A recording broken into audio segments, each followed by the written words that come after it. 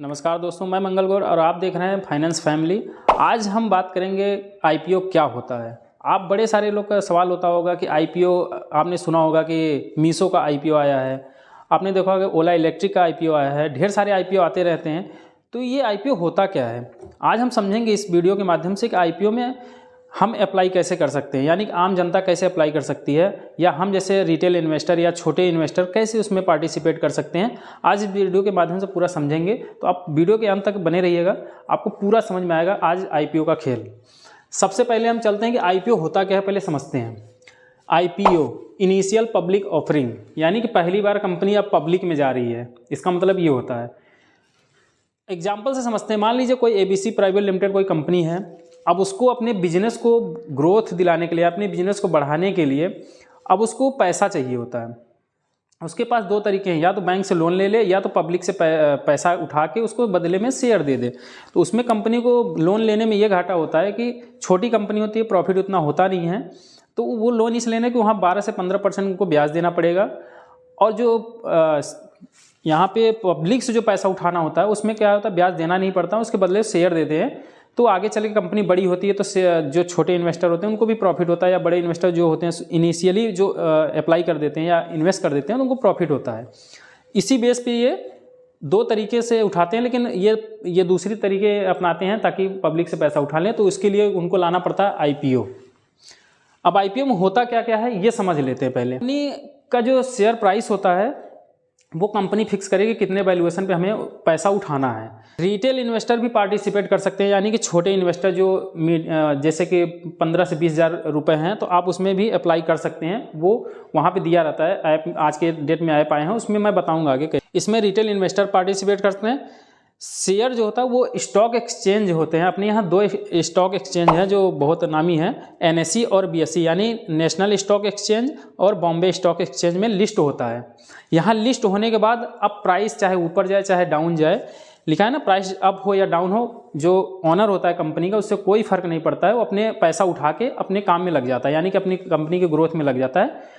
हाँ, कब आपने सुना भी होगा कि जब प्राइस डाउन होता है या क्रैश होता है उनका शेयर प्राइस, तो मालिक को थोड़ा बहुत फर्क पड़ता है। क्यों पड़ता है? क्योंकि लोन जो लिए रहते हैं, तो वो लोन जो बैंक होता है वो बैंक कहता है कि आपकी जो शेयर प्राइस है वो गिर गई है, तो हमें और ज़्यादा शेयर दे दो। इसकी वजह से वो घबराते हैं थोड़ा बहुत, बाकी उनको कोई दिक्कत नहीं होती है। वो शॉर्ट टर्म में ऊपर नीचे होता है, अगर अच्छी कंपनी है तो शेयर प्राइस भागता है। जो पब्लिक को प्रॉफिट कैसे होता है, शॉर्ट टर्म में हो सकता है ऊपर नीचे हो, तो उसमें क्या होता है कि आगे चल के अगर अच्छी कंपनी है तो ग्रोथ होगी, तो उसमें आपका भी हिस्सेदारी रहता है, चाहे वो छोटे हिस्सेदारी हो चाहे बड़ी हिस्सेदारी होती है, तो उसमें प्रॉफिट होता है। वो डिविडेंड के रूप में आपको प्रॉफिट मिलता है, जो कंपनी का एनुअल प्रॉफिट होता है या जो प्रॉफिट आते हैं उसमें से बढ़ जाते हैं। और दूसरी बात, शेयर प्राइस अप डाउन होता है, अप होता है तो उसमें भी प्रॉफिट होता है।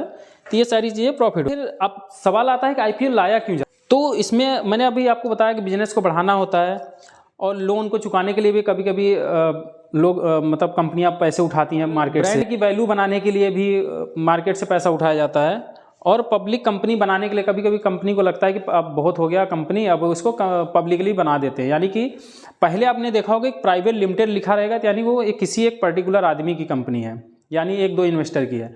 लेकिन जिस दिन यहाँ पे एबीसी लिमिटेड आ गया, यहाँ से प्राइवेट हट गया, इसका मतलब वो हो गई पब्लिक कंपनी। इसी को बोलते हैं, जो हम लोग गांव में कहते हैं या शहरों में भी सुना होगा कुछ लोगों के मुंह से, कि ये सरकारी कंपनी है, पर सरकारी नहीं होती है वो। उसमें जिसका स्टेक ज़्यादा होता है, यानी कि जिसका शेयर ज़्यादा होता है वही मालिक होता है। तो ये लिमिटेड कंपनी, यानी ये पब्लिक की कंपनी। इन्वेस्टर को क्या फ़ायदा होता है, अब हम बात करेंगे इन्वेस्टर को आखिर इसमें फ़ायदा क्या होता है।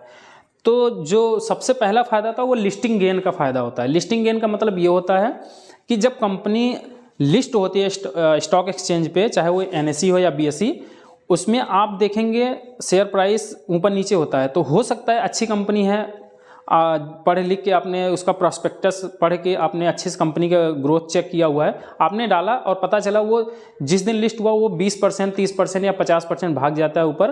तो इसमें क्या होता है कि लिस्टिंग गेन का प्रॉफिट आपको मिल जाता है, अगर आपको आईपीओ मिला है तो। और दूसरी बात यह है लॉन्ग टर्म, लॉन्ग टर्म में कैसे प्रॉफिट होता है, जैसे मान लीजिए आपने पूरा चेक किया कि कंपनी का बिजनेस क्या है, कंपनी का ग्रोथ क्या है, कंपनी आगे चल के हो सकता है फ्यूचर में क्या करेगी, कैसे एक्सपेंड करेगी, कंपनी का ग्रोथ रोड मैप क्या है, वो सारी चीज़ें अगर आप चेक करते हैं तो लॉन्ग टर्म में आपको प्रॉफिट होता है। जैसे कि एग्जाम्पल में समझते हैं, मान लीजिए कि 1980 में अगर, या तो रिलायंस को ले लेते हैं, अगर उस समय 1980 के पहले किसी ने अगर 1000 रुपये भी डाला होता, आज कई सौ करोड़ हो जाते, क्योंकि उसमें कंपनी बोनस भी देती है, शेयर बोनस भी देती है, तो उस जो स्टॉक का प्राइस होता है दिनों दिन कंपाउंड होता है, भागता रहता है। तो उससे क्या होता है कि लॉन्ग टर्म के लिए प्रॉफिट अच्छा खासा होता है, अच्छी कंपनी है तो। इसमें एक रिस्क और भी है, रिस्क ये है कि हर आईपीओ आपको प्रॉफिट नहीं देगा, लिस्टिंग गेन नहीं देगा, और हो सकता है कि आपने चेक नहीं किया तो कंपनी गलत निकल गई तो आपको घाटा भी होने की संभावना। तो ये सारी चीज़ें होती हैं। और दूसरी बात कि आपको जल्दी, मतलब शुरुआत में अर्ली एंट्री करने का मौका मिल जाता है आईपीओ में। अर्ली एंट्री कर लेते हैं तो आगे चल कंपनी ग्रोथ करेगी तो आपका भी ग्रोथ होगा उसके साथ। तो ये सारी चीज़ें होती हैं। और बात करते हैं आईपीओ के, दो टाइप के होते हैं। मेन बोर्ड आईपीओ, जिसमें बड़ी कंपनियां होती हैं।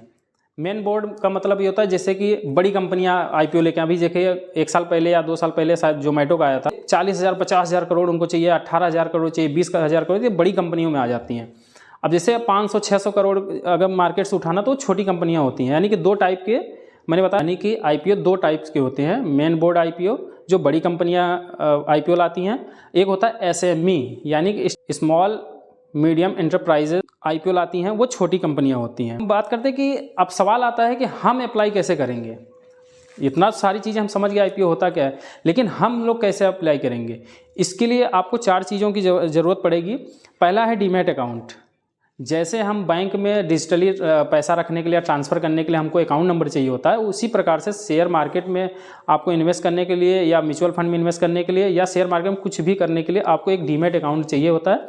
उसके लिए आपको चाहिए एक ब्रोकर चाहिए होता है। जैसे कि हम मार्केट में आपने देखा होगा कि अपस्टॉक्स है, एंजल वन है, और ग्रो है, जीरोधा है, ये सारे डिस्काउंट ब्रोकर हैं, बहुत अच्छे हैं और कोई दिक्कत नहीं है। आप किसी में भी अकाउंट खोल लेते हैं, लेकिन आपका जो शेयर होता है वो सीडीएसएल के पास होता है या तो एनएसडीएल के पास होता है, यानी कि वो गवर्नमेंट की बॉडी है, उसके पास सेव होता है। अगर ये कल को बंद भी हो जाते हैं तो इससे कोई घबराने की जितनी दिक्कत है ही नहीं है, बिल्कुल आप गवर्नमेंट के पास रहता है, वो आप वहाँ पर जाएंगे तो आपको मिल जाएगा, कोई दिक्कत नहीं है।